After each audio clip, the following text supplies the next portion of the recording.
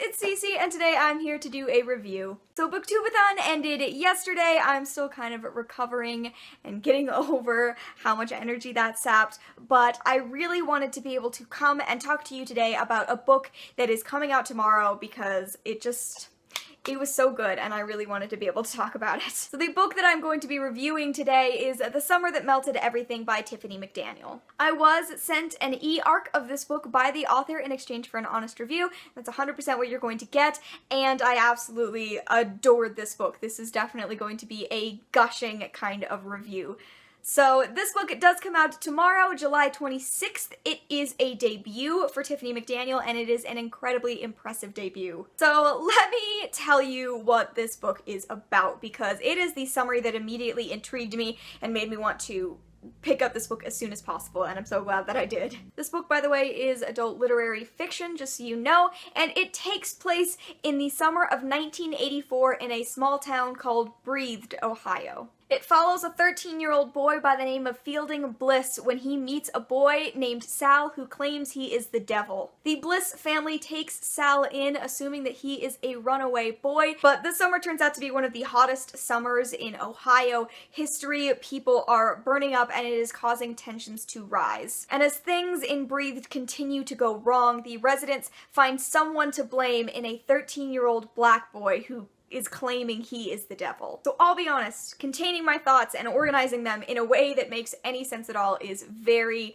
difficult for me to do. It's difficult because the writing is so lush and so aching that I don't really know how to convey the ways that it made me feel effectively. I will say that this is an absolutely exquisite piece of writing. It is a debut, and it is a debut that completely knocked me off my feet. It is slow in a captivatingly dark way, in a way that covers stories that are difficult to read about to the point that you want to look away, but you just find that you can't. This reminded me a lot of the atmosphere of books like Horns by Joe Hill or Sharp Objects by Gillian Flynn, in that it is an almost surreal portrayal of a small town in the Midwest. It is a setting that I have taken to calling sort of a heightened reality, where some of the things that they say and some of the things that are done don't feel quite realistic, but they feel realistic enough that it's just like it's been turned up a couple of notches. It is stretched just to the point of being unbelievable while also maintaining these excellent elements of realism throughout. And one of the things that I want to say that I think is incredibly important is that this book was hard to read, and I'll elaborate. This book talks about homophobia and racism and religious extremism in an incredibly brutal way. This is a book that takes place in a time and in a place where even the characters that you love make just horrible comments about things like AIDS being God's way of getting rid of gay people. Comments like these are met without much resistance, and that can be incredibly difficult to read, but it does have that same element of realism. It's 1984 in a small town in the Midwest. Additionally, the fact that Sal is the only black person in this small town, that is faced head-on, and that is also incredibly hard to read about. This is not a story where differences are faced kindly. The main character is someone that we get to hear about when he is 13, as well as hearing from him as he is an old man. And at that point, he is not a likable person, and even when he's 13, he has a lot of unlikable elements. We have to read about him being an active participant in this environment of hatred, but he's fascinating and he is difficult to read about for important reasons. This is not a happy book.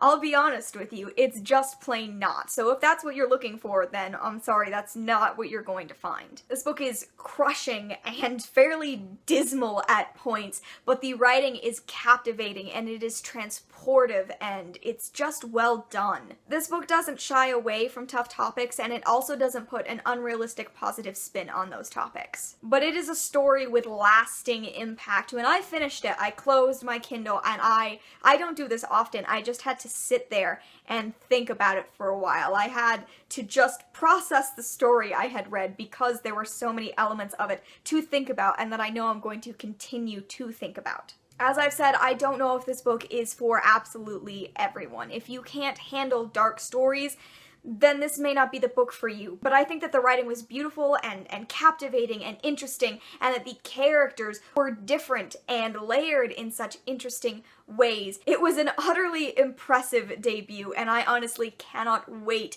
to read more by Tiffany McDaniel because she absolutely impressed me at every single moment of this book. In the end, I did give this book a 4.5 out of 5 stars. It is a beautiful story, and I cannot wait for it to be released tomorrow. Okay guys, there you go. That was kind of my gushing, spoiler-free review of The Summer That Melted Everything. I hope that you enjoyed watching. I hope that I've convinced a few of you to pick up this book, because I know I want to find some people to give it to. Thank you guys so much for watching, and I will see you in another video very soon. Bye!